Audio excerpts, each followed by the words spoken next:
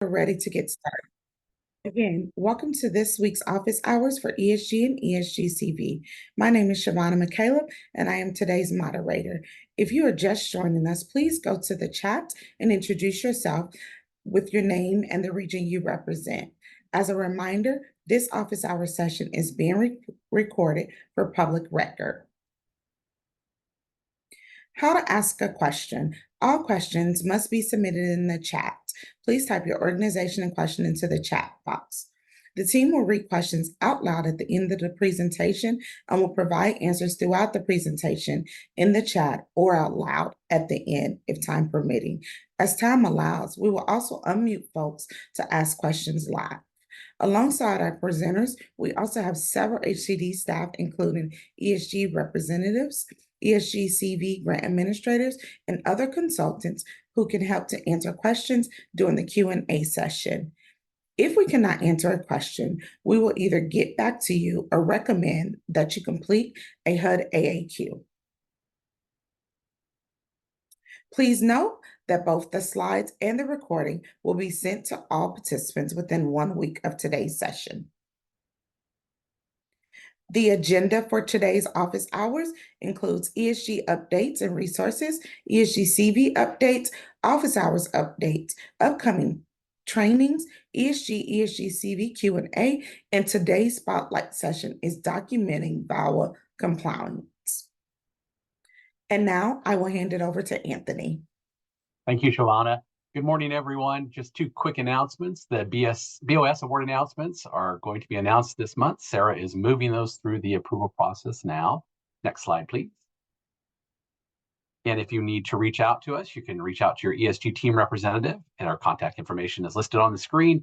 And you can always hit the ESG NOFA inbox. The address is listed at the bottom. Thank you, Shavonna, and that's it. Thank you, Anthony. A reminder that for those that received additional ESG funds, the final drawdown is March the 31st, 2024, and the final RFF deadline is 4/15/2024. Upcoming office hour topics. 327 Tribal Toolkit. We have started cohort series 2 with the final session scheduled for next Tuesday, March the 26th.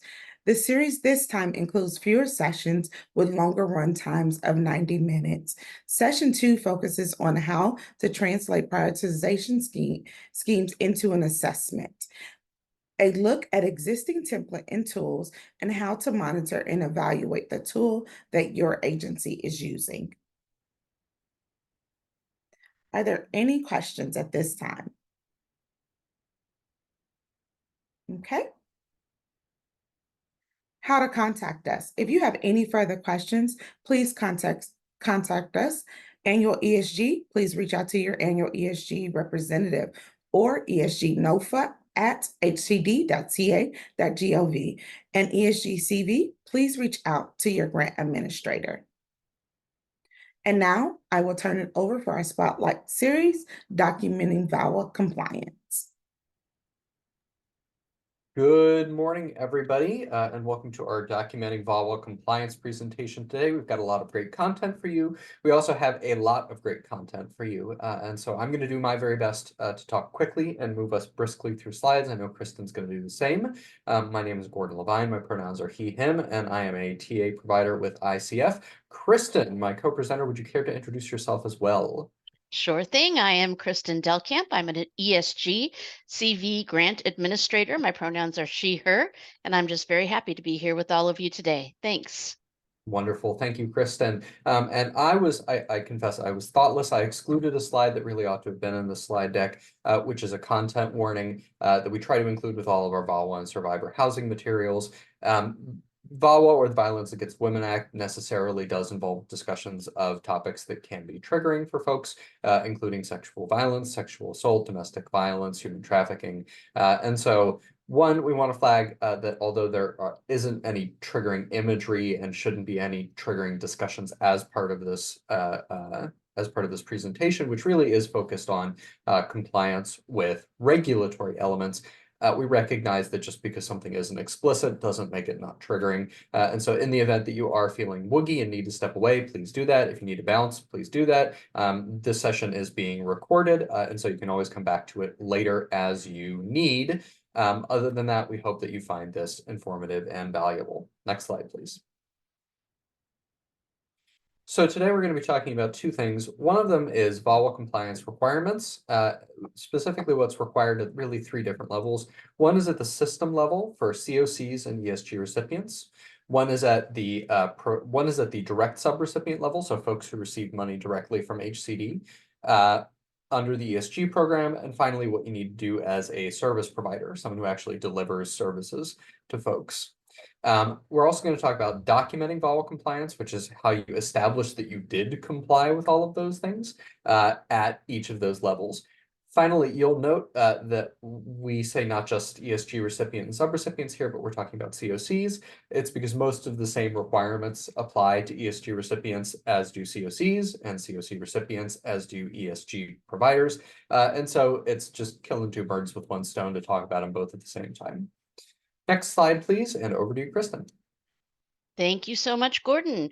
All right, we're going to kick it off with VAWA compliance requirements. Next slide, please, Shavana. So the Violence Against Women Act has compliance requirements for all COCs and organizations that receive COC or ESG funding. Most requirements have existed for 5+ years. Others were recently added by VAWA 2022. These requirements apply to all projects, not just those dedicated to victims of domestic violence, dating violence, sexual assault, and stalking. I want to highlight the fact that the VAWA requirements apply to all projects, regardless of whether they're administered by a domestic violence organization. We're holding this session today because it is the responsibility of all agencies that receive COC or ESG funding to follow the requirements for administration and documentation. Next slide, please. In general, VAWA protects any person who is both an applicant or tenant in a COC or ESG housing project and a victim of domestic violence, dating violence, sexual assault, or stalking. In addition to the covered persons discussed above, VAWA 2022 adds a section to VAWA which protects the right to report crime and emergencies from one's home. A broader category of people have the right to seek law enforcement or emergency assistance on their own behalf or on behalf of another person in need of assistance. This category is composed of landlords, homeowners, tenants, residents, occupants, guests of, and applicants for housing. The section also prohibits penalizing or threatening to penalize a person because they request assistance or report criminal activity of which they're a victim or otherwise not at fault under the laws or policies adopted or enforced by covered government entities. We'll discuss this section in greater depth later in this presentation. Finally, note that although this slide and others use the word victim, which reflects the language in VAWA, the Hearth Act, and the COC and ESG program interim rules, many service providers use the word survivor for the same population. You might hear us use both during this presentation. If you do, you should understand that we're talking about the same population throughout. Next slide, please. So who is responsible for administering VAWA? At the continuum of care level, VAWA must be administered by COCs themselves, project recipients, and project subrecipients. For ESG, recipients and subrecipients are responsible for administration. So basically, if you receive ESG or COC funding, then you are required to administer VAWA. Next slide, and I'm going to hand it back over to Gordon. I'm going to unmute myself. Thank you, Kristen. I did drop a note in the chat to keep myself from spending 2 minutes talking about that note in the chat. So here are pre-existing VAWA protections. This presentation is really divided into two chunks. One is about protections that existed prior to the 2022 reauthorization of VAWA, and those that were created by VAWA 2022. Those are additive protections. So everything that existed before VAWA 2022, still there. The new stuff, it's new, but you need to care about both of them equally much because all of them are now part of the law. This also supersedes a question that we get a lot, which is, when do these protections take effect? And the answer is, it doesn't matter. They're in effect now. The compliance date's today. I will not read this slide off to you. That's not a particularly good use of our time. But I do want to emphasize again that the compliance date for all of this is immediately, which doesn't mean that we or HUD expect you to have all of this in place tomorrow, but it does mean that you should be actively working toward all of this if it's not already in place. Next slide, please. So, first, prohibitions against entering personally identifiable information or sensitive PII, and there's a large body of policy that says any data related to victims and survivors is SPII. There's a prohibition against entering PII into shared databases, meaning HMIS among others. The Violence Against Women Act prohibits victim services providers from entering PII into the COC's designated HMIS. Some caveats there. First, a victim services provider is defined as an organization who in its charter defines itself primarily as an organization that serves survivors of domestic violence. A victim services provider is defined at the organization level, not at the project level. So if the organization identifies as a victim services provider, it's prohibited from entering data into HMIS, even if it runs a project that has absolutely nothing to do with survivors for some reason.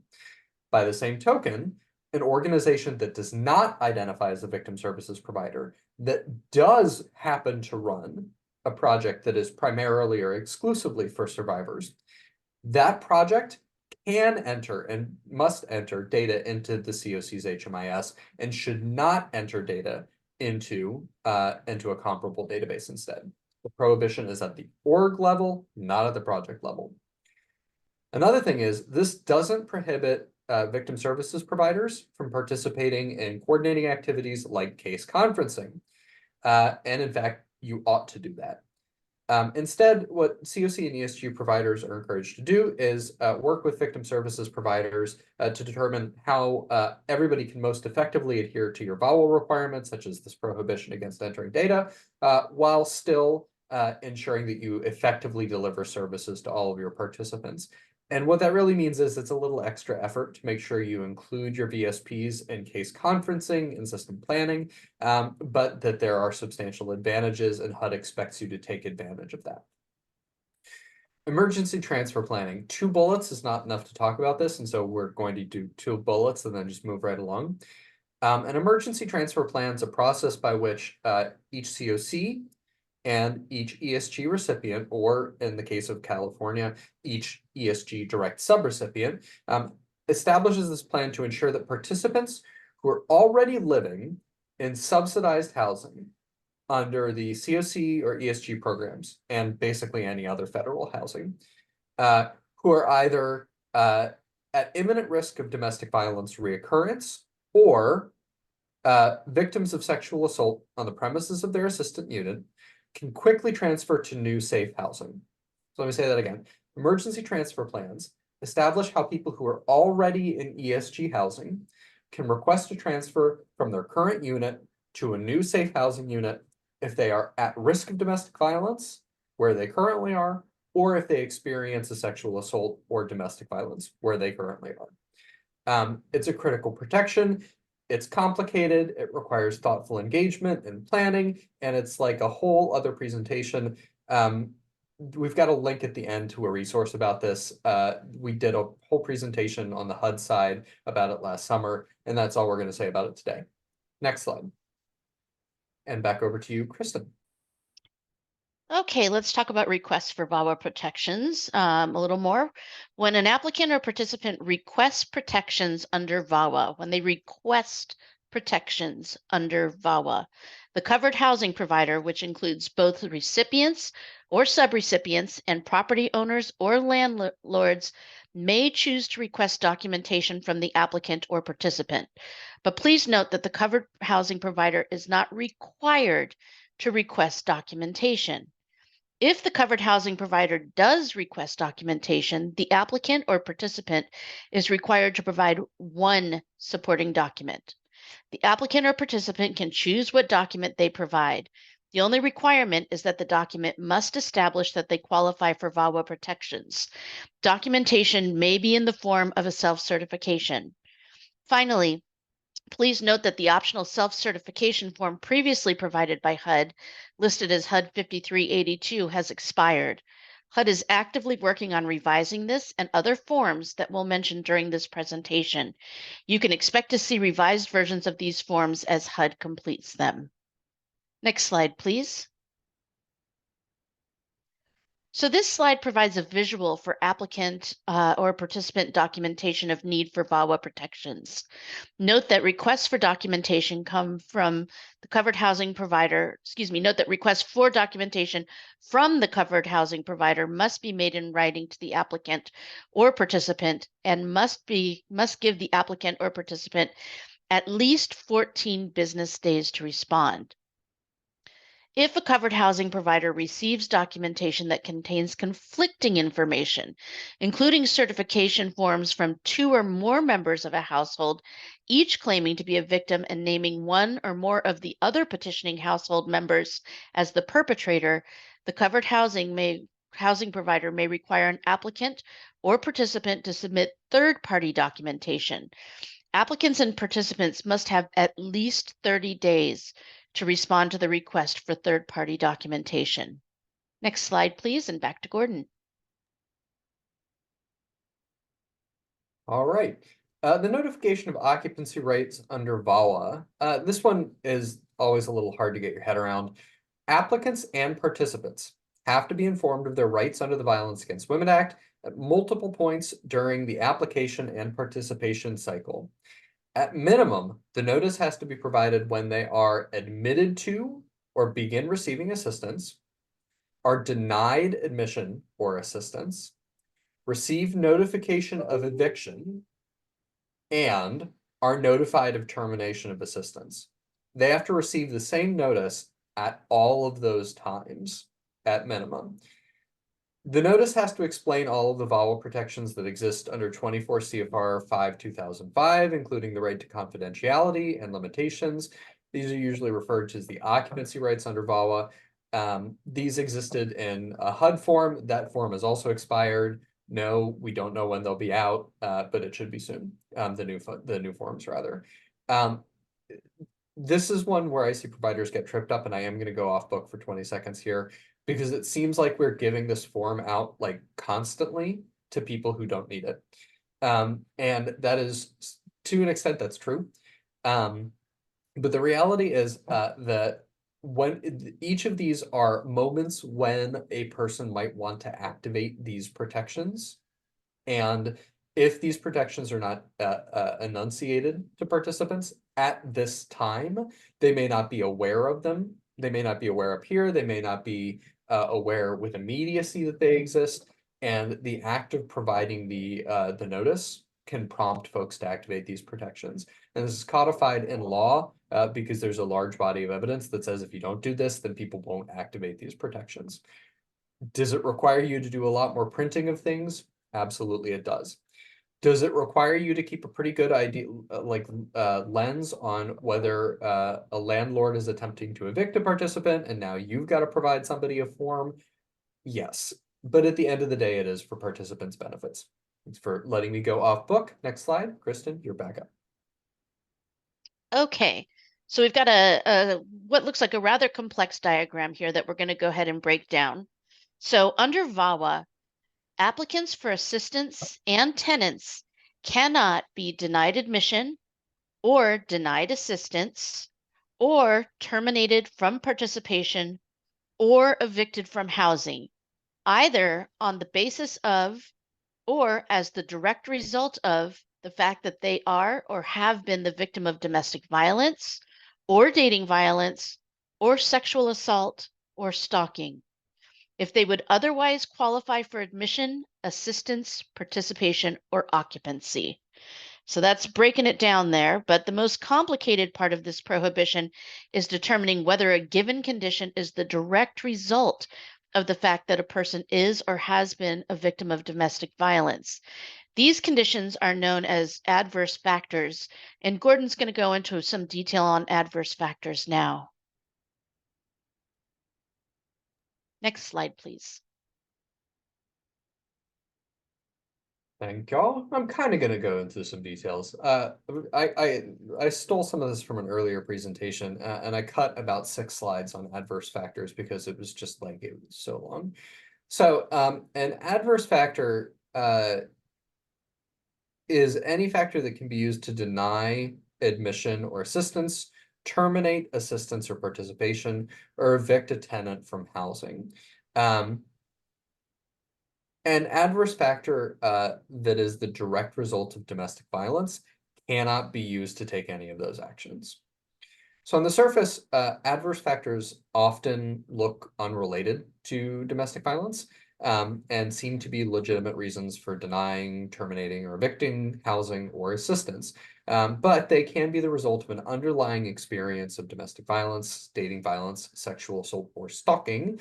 And if that's the case, then they are the direct result, even if it's hard to see. Adverse factors can be present throughout an abusive relationship, or they might present themselves only when a victim is attempting to leave or has just left a relationship.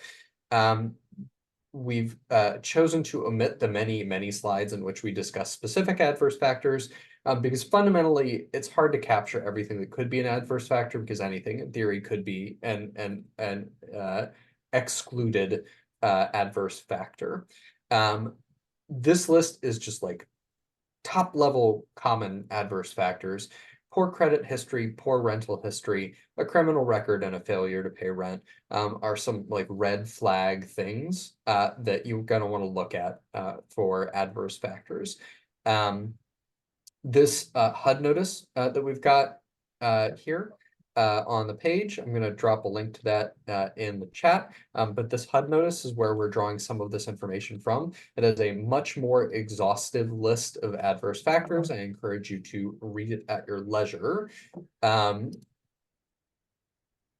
Talking just very briefly about how these might be adverse factors, I'm going to highlight poor credit history just really quickly. It might seem like that's completely unconnected to domestic violence, but a situation that we unfortunately see frequently enough is a situation where an abusive partner might take out credit cards or loans and run up substantial bills that go unpaid in the victim's name. And that obviously has an impact on their credit history. And if that's the cause of event, if that's the chain of events, right, an abuser takes out loans in the name of a victim, the victim's credit history is damaged, and the credit history becomes the reason for a denial of an application for housing. That denial of application for housing is illegitimate, can't be followed through on, and can be contested because it's based on an adverse factor related to domestic violence. Ultimately, that application for rental was denied because upstream an abuser took out a bunch of loans in the victim's name without the victim's permission. Finally, note that although we're talking about adverse factors related to victims of domestic violence, we want to be really clear that even if a person is not a victim, y'all shouldn't be denying or terminating assistance to anybody on the basis of any of these factors. Especially the ones that we've got like written on the slide right here. That prohibition against denial and termination, except under the most serious circumstances, is part of the Housing First model, which most of you have adopted, and those of you who haven't really ought to. I think it's a requirement for y'all, actually. And so regardless of whether there's domestic violence present, these shouldn't be reasons for termination regardless. Next slide, please. Back over to you, Kristen. All right, let's switch gears a little bit and talk about leases. When an applicant or participant requests protections under VAWA, the covered housing provider, which again includes both recipients or subrecipients and property owners or landlords, may choose to request documentation from the applicant or participant. Again, you are not required to request documentation. It is an option. If the covered housing provider does request documentation, the applicant or participant is required to provide one supporting document. As we've said previously, the applicant or participant can choose what document they want to provide. The only requirement is that the document must establish that they qualify for VAWA protections. And again, documentation may absolutely be in the form of a self-certification.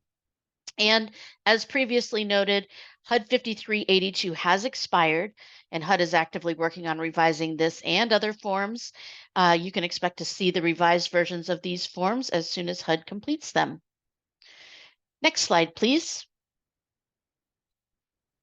Sticking with leases, let's talk a little bit about lease bifurcation and removal.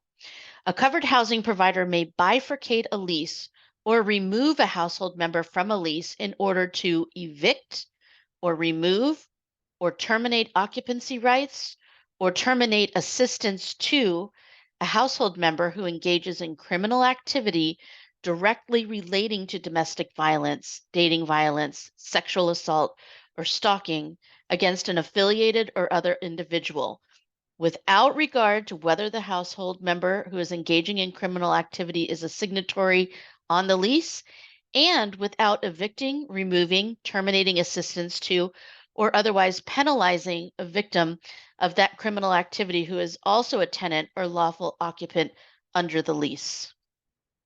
Next slide, please. Some caveats to lease bifurcation.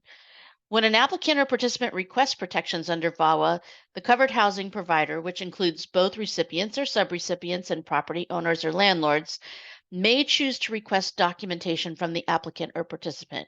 Note, remember that they are not required to do so, and this is in the type of documentation provided can certainly include self-certification.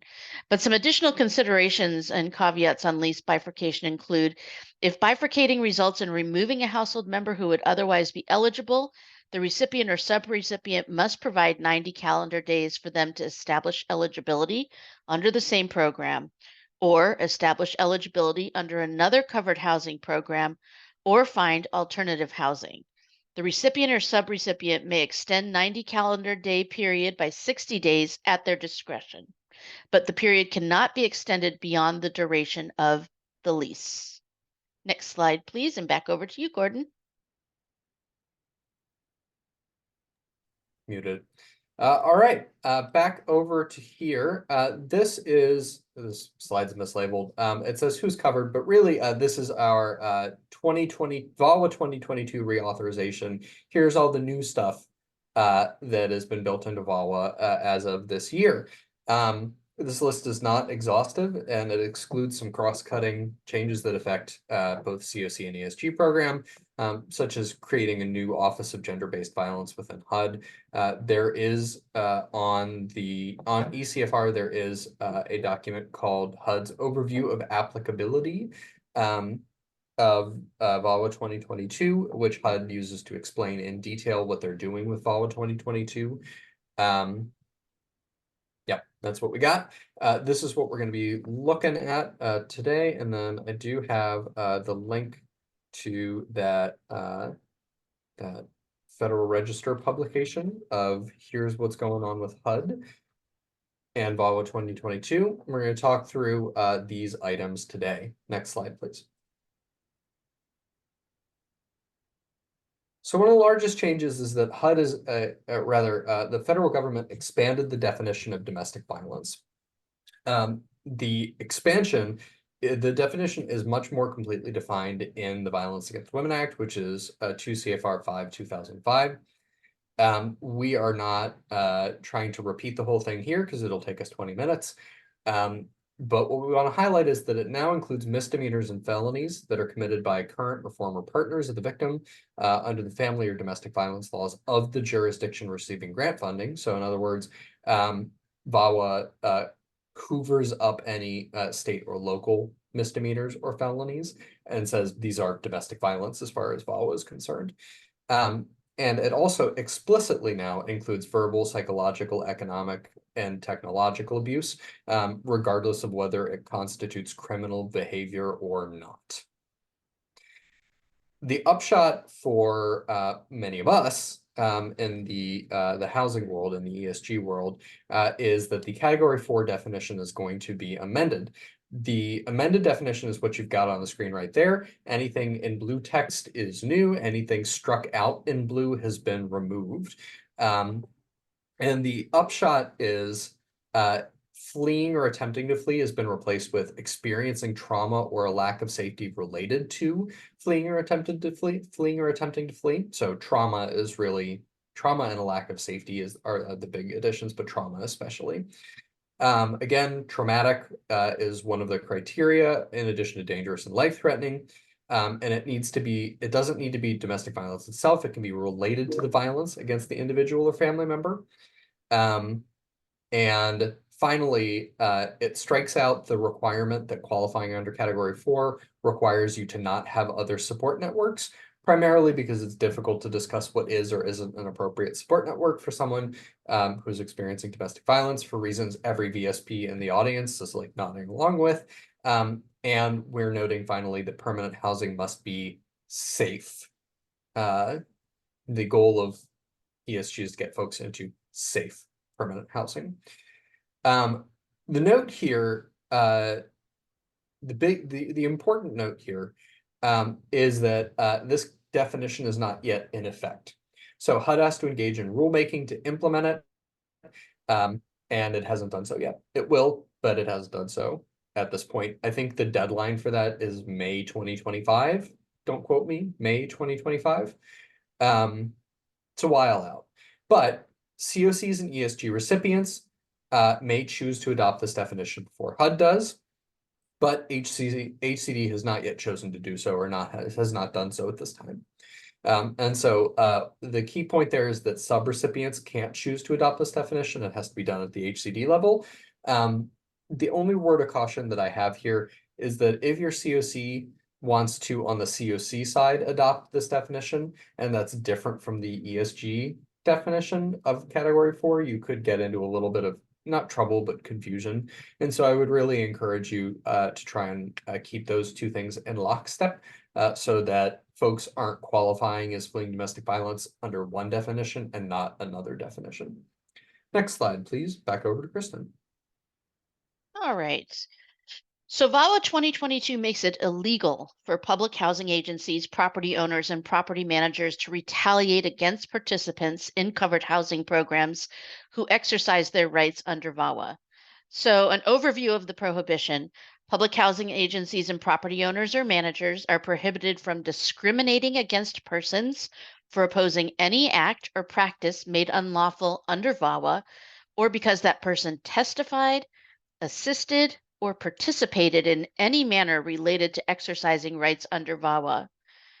Also prohibited is coercing, threatening, or retaliating against anyone who exercises their rights under VAWA, or who receives protection under VAWA, or who helps another person exercise or receive protection under VAWA. We want to do no harm and not enhance the long-term trauma that survivors experience. Next slide, please.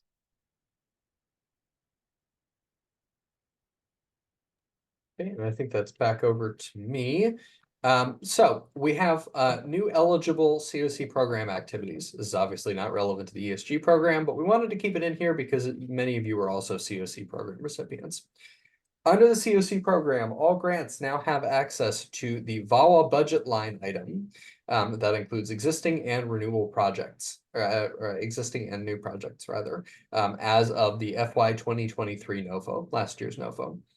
The VAWA budget line item covers two things: facilitating and coordinating activities related to emergency transfer plan requirements. So that's everything to do with, initiating and completing emergency transfers, and monitoring compliance with confidentiality protections, which is like everything to do with data and confidentiality.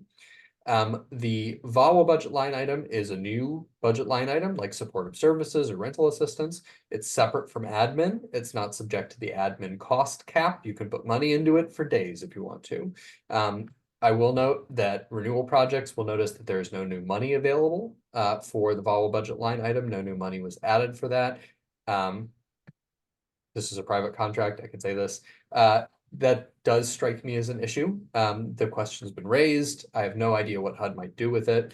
Or whether, for example, an expansion project might be allowable in the future to add money in.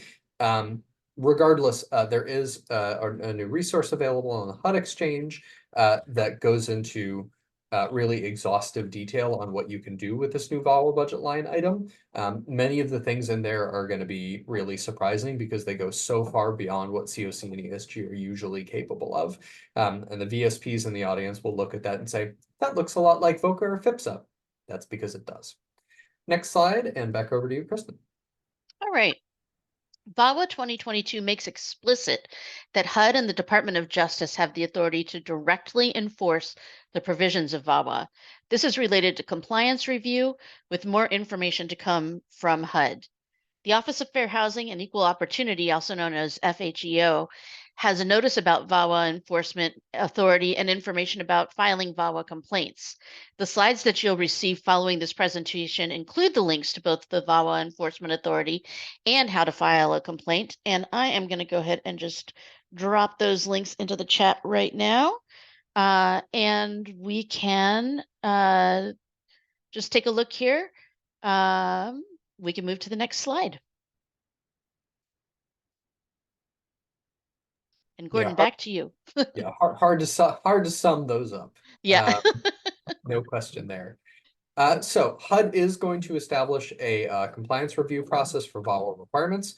To the extent possible, they're required by law to make it fit into their existing compliance review processes, which probably means it will be incorporated in the monitoring process. And publicly disclose its findings in aggregate is the assumption there. HUD said in its Federal Register publication that process will be established no later than March 15th, 2024. You will notice that it is now March 20th, 2024. I haven't seen it. Doesn't mean it's not out there, but I don't know about it. So don't ask me. I have no answers for you. There is more information to come, but you can expect to see reporting requirements on emergency transfer plan usage. So how many people applied, how many people were approved, how did those transfers happen, were folks denied, if so, why, and corrective action plans where standards aren't met, and you can expect that those will probably look pretty similar to corrective action plans for other ESG program requirements. Next slide, please. All right. So finally, VAWA 2022 codifies the right to report crime and seek emergency assistance from one's home. An overview of the rights and protections include: it protects the rights for landlords, homeowners, tenants, residents, occupants, guests of, and applicants for housing to report crimes and seek emergency assistance from one's home.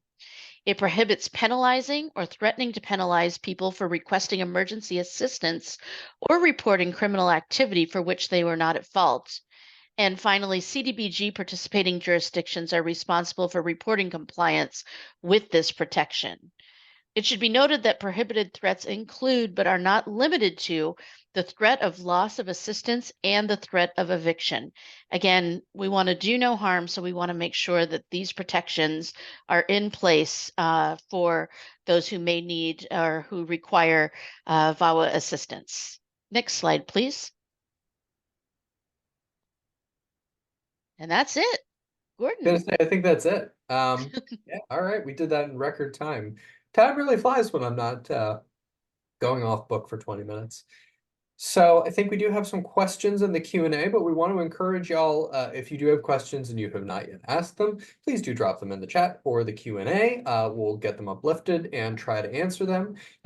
If you are thinking, gosh, my question is simple and this doesn't feel like the right format, go ahead and ask it. Other people are probably wondering the same thing. And if you're thinking like, gosh, my question is super complicated and there's no way we can answer it in this time, go ahead and ask it anyway. And if we can't get to it, we'll know where to direct you next. Siobhan, I see you off mute. Is it possible that you would like to throw a question at us? Yes, I will. I am going to stop sharing.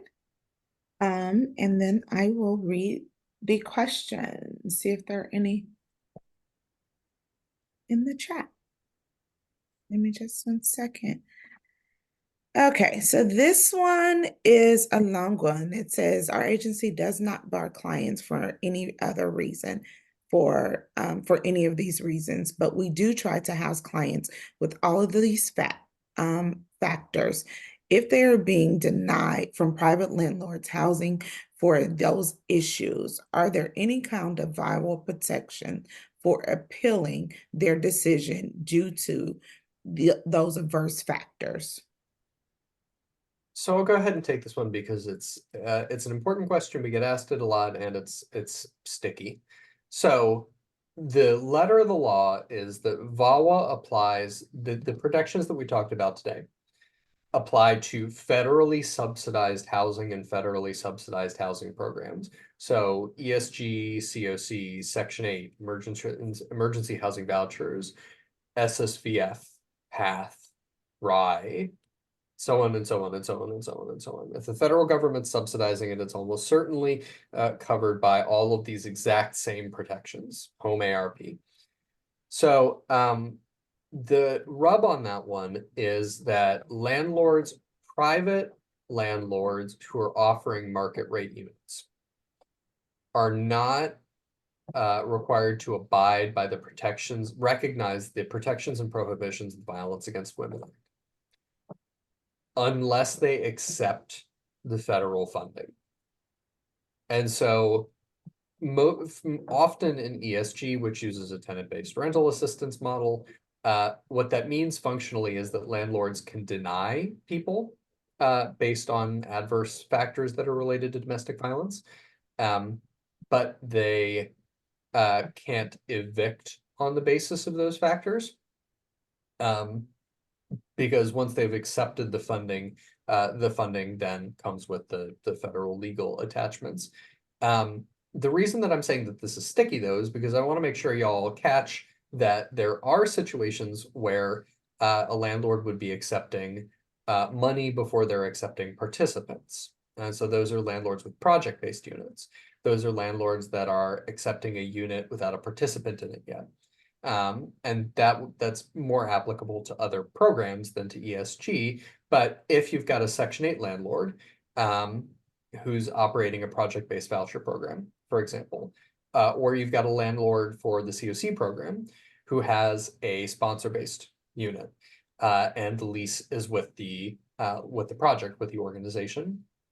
In that situation, the landlord can neither deny nor evict on the basis of adverse factors because they've accepted the federal money, which means the VAWA hook goes in.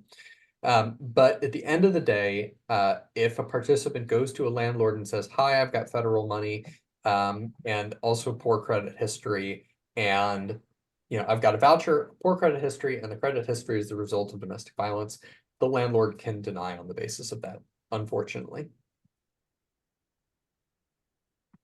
Thank you, Gordon. And we have one more. It says, will this amendment on Category 4 at all change the requirement for rapid rehousing that they still need to be homeless under Category 1 to be eligible for rapid rehousing funding? Kristen, what do you think? I think that it is not going to make that change. We talk about the fact that rapid rehousing and homelessness prevention are slightly different, but they offer the same services. So if somebody is housed, then they may very well be categorized under homelessness prevention as opposed to rapid rehousing. But rapid rehousing does require that they meet that definition of homelessness. Anything you want to add to that, Gordon? Nope, spot on. The core requirement for rapid rehousing is that you meet Category 4. The only situation in which you would qualify for anything under ESG under just Category 4 is homelessness prevention, as Kristen said. Thank you, Kristen and Gordon. There are no more questions in the chat. We have just a few more minutes. So if anyone wants to unmute and ask a question, please feel free. Can folks unmute and ask questions? I believe they can raise their hands. Okay, raise your hands. There we go. And then we can unmute them. Or drop them in the chat or whatever you like.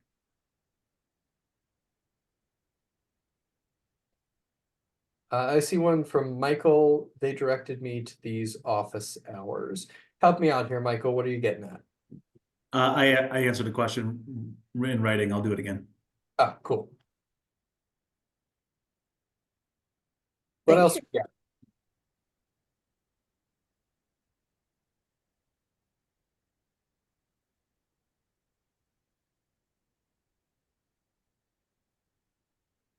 Okay. Quiet group today. We got through quick. I think that's it for me and Kristen. Shivana, play us off stage. Okay. Thank you, Kristen and Gordon, for a very informative session on VAWA compliance. Thank you everyone for joining us, and enjoy the rest of your day.